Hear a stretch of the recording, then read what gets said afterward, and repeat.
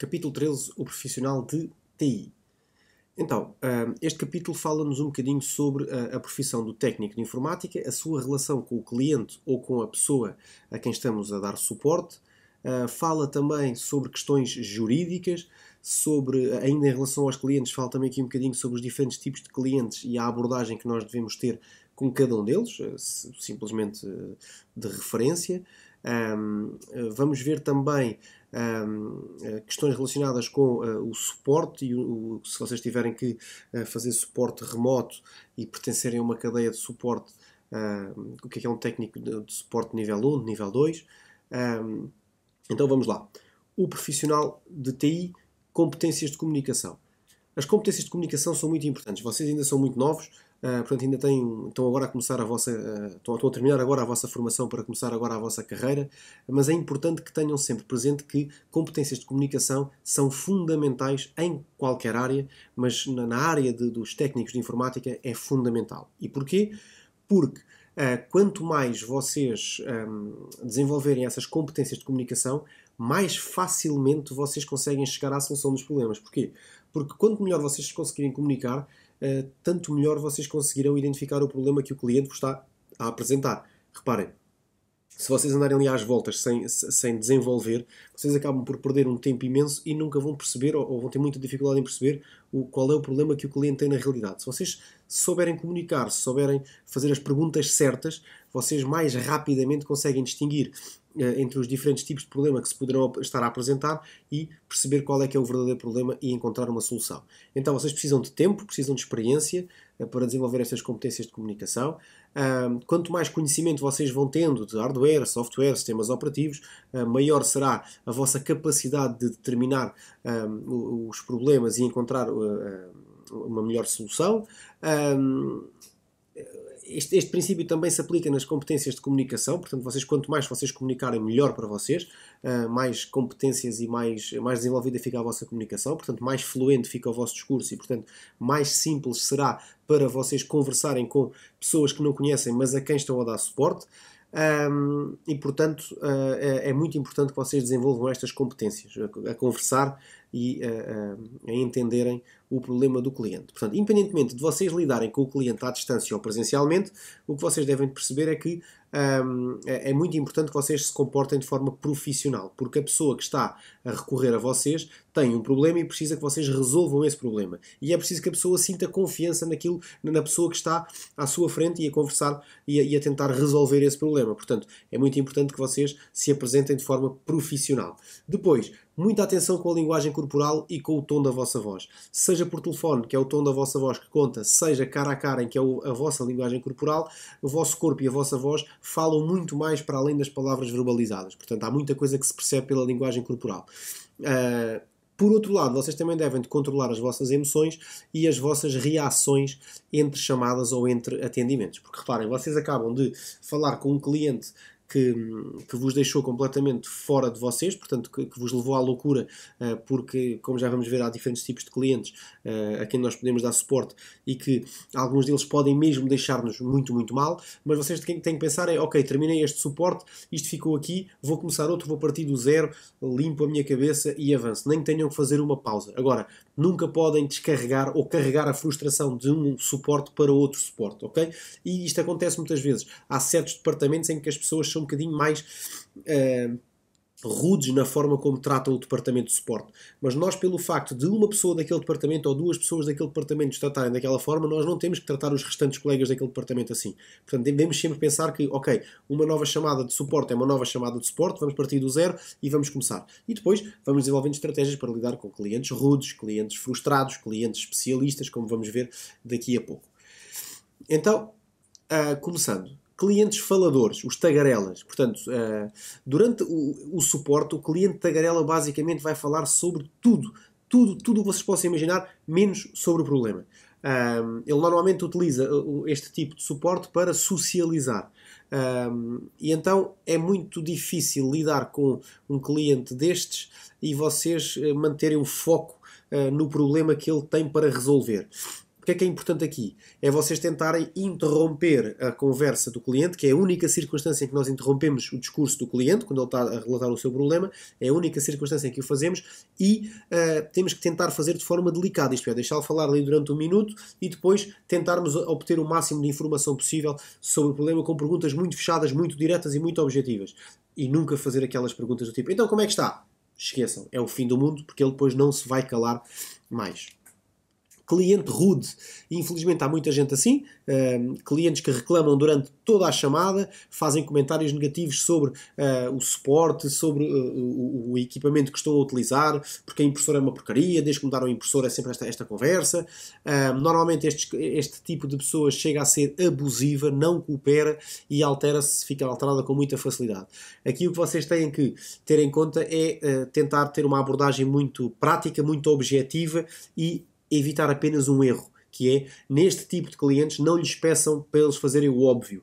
Estilo, olha, reinicie a máquina, ou verifique se o cabo... Imagina, não tenho net. E para vocês perguntarem, então e já ligou aqui o teu cabo de rede ligado? Num cliente rude isto não vale a pena, porque ele vai logo começar a cavalgar por cima da conversa para tentar ser muito, muito, muito rude e muito agressivo convosco. Portanto, tentar uma abordagem passo a passo, tentar que vocês estarem muito concentrados naquilo que ele está a dizer para que ele não tenha que repetir, para que vocês entendam tudo aquilo que ele está a dizer, e tentarem sempre ir à procura daquilo que o cliente quer, ou que a pessoa quer, e tentarem depois, por exemplo, uma situação que acontece muito é que às vezes este tipo de pessoas têm algum técnico do suporte que é favorito. Tentarem ver, perceber essa situação, perceber se esse colega está disponível, se podem encaminhar a chamada para ele. Depois o cliente furioso, que é aquele cliente que já vem completamente frustrado por causa do problema e porque tem que recorrer a alguém para resolver o problema. Normalmente costumo interromper muitas vezes a nossa conversa quando nós tentamos começar a fazer o suporte. Nos clientes furiosos é tentar não colocá-lo muito tempo em espera, se for o caso disso, tentar uma abordagem muito prática, tentar ou seja, tentar sempre manter um tom mais calmo para tentar, digamos, pôr água na fervura porque ele está completamente alterado, e basicamente se tiverem que o colocarem em espera, depois desculparem-se, pedirem desculpa, tentarem mostrar que o problema que ele tem não é só ele que tem, que há outra, que é uma situação muito comum e muito frequente, e vão já tentar resolver o problema. Depois há o cliente especialista, que é um dos mais difíceis de lidar, porque é aquele cliente que sabe tudo, e que tenta sempre falar com um técnico que saiba tanto ou mais que ele, porque ele já sabe muito e portanto não está para falar com um técnico de nível 1 e portanto passa-me já para um superior seu. Pronto, aqui é um bocadinho à semelhança do cliente rude, tentar não pedir para ele verificar as coisas óbvias, já reiniciou o computador, já veja lá se o cabo está ligado, não. Aí o que vocês podem fazer é uma abordagem diferente, que é já que ele está armado em especialista, podem sempre colocar a questão de outra forma, que é, bem, então, deduzo que já tenha reiniciado a máquina, portanto já reiniciou o computador, já verificou se os cabos estão todos ligados, portanto essa parte podemos passar à frente, vamos então verificar o problema. Isto porquê? Porque se ele por acaso não fez, ele já está vinculado a isto e vai se sentir obrigado a fazer. Então deste lado eu vou reiniciar novamente, pronto, e a gente consegue desmontar ali um bocadinho o especialista. E depois é tentar sempre uma abordagem para resolver o problema o mais rápido possível, e se não for possível, efetivamente temos que encaminhar a chamada para alguém acima de nós.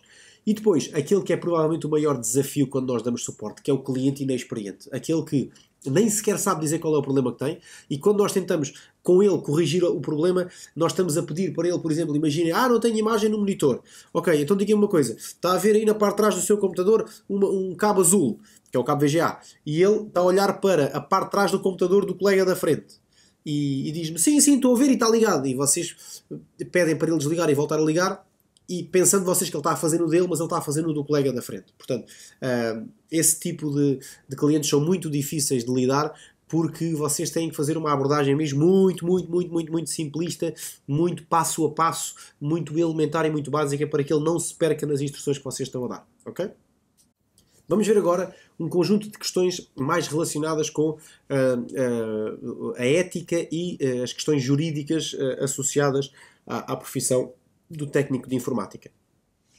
Então, é importante respeitar os clientes, o equipamento e a sua propriedade intelectual. Ou seja, nós podemos mexer nos equipamentos e em tudo o que é do cliente, na medida em que estamos a proceder a uma reparação ou a dar suporte, mas vamos mexer apenas naquilo que é estritamente necessário. Ok? E eu tenho muita dificuldade em aceitar algo que efetivamente é um absurdo, que é o que é que se procura em pastas com pastas de fotografias, pastas de vídeos pessoais das pessoas. Eu não sei o que é que se procura aí, mas infelizmente há muitos técnicos que vão por aí. E honestamente, cabe-vos a vocês também, cada um de nós somos aqui um bocadinho evangelizadores da nossa profissão. E, portanto, é muito importante que nós mantenhamos regras de ética, porque não só estamos a mostrar a imagem daquilo que nós somos, mas a imagem também da classe profissional que nós representamos também.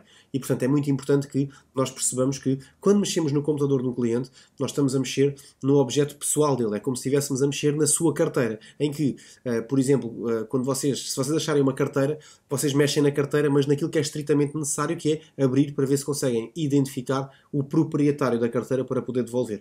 Quando se mexe no computador de um cliente é exatamente igual. Nós vamos mexer apenas naquela parte que o cliente pediu para nós mexermos e tudo o resto é como se fosse algo pessoal e intransmissível do cliente. E, portanto, nós não temos que mexer.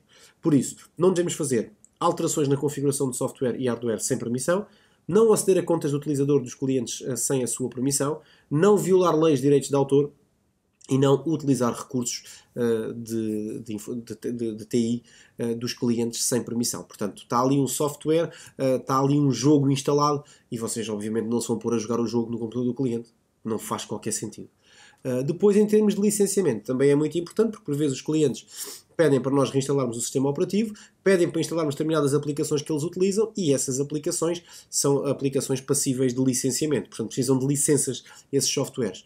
Aí, ou o cliente vos entrega a licença, algo que também não é muito aceitável de se fazer, por vezes tem mesmo que ser assim, mas podendo evitar melhor, vocês podem instalar o software ao cliente e depois o cliente tratará da validação da licença junto da empresa de software com quem tem um contrato e que também lhe vai dar suporte nessa perspectiva. Portanto, existe aqui um conjunto de licenças, que são licenças pessoais, empresariais, de código aberto, comerciais, que aqui entram mais no sentido de vocês saberem a diferença entre cada uma delas, mas o importante mesmo é, quando nós trabalhamos com software que está licenciado para o cliente, nós podemos instalá-lo, mas depois tem que ser o cliente a fazer esse licenciamento, a menos que nos peça expressamente, e aí tem que nos facultar essa licença. Okay? Depois, computação forense. Os dados dos dispositivos computacionais, das redes de computadores, comunicações sem fios, dispositivos de armazenamento, podem ser recolhidos e analisados no decorrer de uma investigação criminal. Então, a este processo de recolha e análise dos dados, com esta finalidade, dá-se o nome de computação forense. Agora, é importante que vocês percebam que a computação forense é feita por quem tem essa competência e, acima de tudo, quem o sabe fazer. Porquê? Porque existem leis e procedimentos próprios, específicos, para a recolha destes dados, que possibilitam depois a utilização desses dados como provas válidas em tribunal. Isto porquê? Porque, por vezes, vocês provavelmente ainda não para alguns de vós já se despertou o interesse nas notícias e na atualidade do país e do mundo, mas para outros ainda não. Mas para quem está um pouco mais atento a estes fenómenos, já deve ter ouvido histórias de pessoas que são acusadas, vão ao tribunal e depois chegam ao tribunal e não conseguem ser condenadas porque a forma como as provas foram obtidas é ilegal.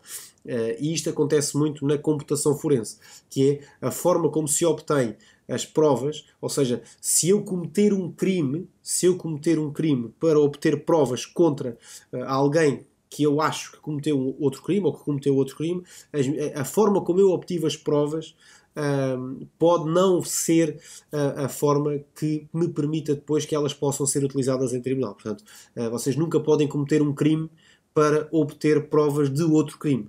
ok? Até porque isto depois, se por acaso a prova for considerada inválida, a seguir vocês vão ter que vocês próprios responder pelo crime de roubo de dados e por aí fora. E atualmente vivemos nesse paradigma com aquela questão do Football Leaks e do hacker, o Rui Pinto, que está preso também, numa situação muito, muito parecida com isto que eu acabei de relatar, ok? Portanto, muita atenção que vocês não são polícias, vocês não fazem computação forense e ficam a perceber que para fazer computação forense existem procedimentos próprios e são feitos por pessoas devidamente habilitadas para tal. Dependendo do país, porque a legislação difere de país para país, mas normalmente com recurso a um computador ou uma rede, os crimes mais comuns que se podem praticar com um computador são roubo de identidade, a venda de produtos falsificados, instalação de software pirateado, criação de cópias não autorizadas de materiais protegidos por direitos de autor, filmes, programas de TV, músicas, videojogos, por aí fora, venda de cópias não autorizadas de materiais com direitos de autor, pornografia, entre tantas outras coisas que podíamos estar aqui a enumerar. Mas estes são aqueles mais comuns de acontecer. Obviamente que de país para país pode haver aqui algumas diferenças na legislação e algumas coisas podem ser crime nos países e podem não ser noutros. Então o que é que vocês devem fazer se descobrirem atividade ilegal num computador ou numa rede em que estejam a trabalhar? É importante que vocês documentem e é importante que vocês denunciem a situação. E é importante, principalmente, que vocês percebam o que é que estão a ver e a quem é que podem fazer esta denúncia. Porquê? Porque nem sempre o superior hierárquico direto é a melhor pessoa para nós fazermos esta denúncia. Ou pelo menos para partilhar com ele. Porque imaginem que é ele que está a cometer este crime. Nós estamos a entregar o ouro ao bandido. Portanto, é muito importante olhar para aquilo que estamos a ver, perceber. Quando eu digo olhar para ver, é olhar com os olhos mais analíticos para percebermos bem o que é que estamos a ver e perceber com quem é que devemos de falar e que mais não seja falamos com as autoridades policiais. Porquê? Porque podemos estar perante um crime muito grave que nós acabamos de descobrir as provas desse crime. Importante, registar o que está nesta lista. Isto é fundamental. Porquê é que vocês chegaram àqueles dados? Ok? Imaginem, vocês encontraram aqueles dados no computador do diretor. Primeira pergunta que vos vão fazer: mas como é que tu chegaste ao computador do diretor? O que é que ele estavas a fazer? Eu via um sábado, pedi autorização para vir à empresa buscar uns ficheiros que tinha no meu computador e passei pelo gabinete diretor, ele tinha o computador ligado e olha, sentei-me à mesa dele e comecei a vasculhar o computador. Isto não é legal, obviamente. Agora, estava no computador do diretor, ele tinha-me pedido, tinha pouco espaço livre no disco, estava sempre a receber notificações de falta de espaço e pediu-me para ele limpar-lhe um conjunto de ficheiros. E disse-me para eu estar à vontade de apagar o que eu quisesse. E eu, quando comecei a apagar ficheiros e a ver pastas, descobri aqui esta pasta com este nome, chamou-me a atenção e abri e vi estas fotografias. Isto já seria uma coisa mais legal e mais lógica e válida de acontecer. Mas é importante que vocês registrem por que motivo vocês chegaram àquela informação. Depois, data e hora, periféricos ligados ao computador, estavam ligados discos rígidos, pens, cartões de memória, porque os dados podem não estar propriamente no computador. A área física onde o computador está localizado. Depois, o material ilegal que foi encontrado e ainda se vocês presenciaram uma atividade ilegal, portanto se não foi uma situação que vocês apanharam ficheiros ou assim, o que é que vocês viram ou o que é que vocês suspeitam que possam ter visto e ainda se vocês mexeram no computador, que procedimentos é que vocês executaram, se apagaram ficheiros, se fizeram cópias de segurança, o que é que fizeram. É importante que registrem isto tudo, porque isto são coisas que vos vão perguntar a vocês, já que foram vocês que basicamente destaparam a caixa e viram as provas dentro da caixa. Quando trabalhamos com central de atendimento, ou seja, quando nós trabalhamos com suportes em que há níveis diferentes de atendimento, em que há um nível para quem atende a chamada e tenta dar um primeiro suporte, e depois quando não consegue, então vai escalonar a chamada para um técnico de nível 2 para poder tentar resolver o problema com outro tipo de recursos. Então, um técnico de nível 1 recolhe informações pertinentes junto do cliente, portanto é aquele que leva o primeiro embate do cliente, quando o cliente é rude, furioso, especialista, o primeiro embate é sempre com um técnico de nível 1, resolve problemas simples e encaminha a ordem de serviço quando é necessário, ou seja, quando não tem capacidade, ou mesmo tendo capacidade e conhecimento, não tem as ferramentas para poder agir, tem que escalar a conversa para um técnico de nível 2. Provavelmente tem recursos de software remoto para a resolução do problema do cliente, pode interpelar o cliente para esclarecer fazer perguntas adicionais, habitualmente tem mais experiência em relação à tecnologia e lida com as ordens de serviço encaminhadas.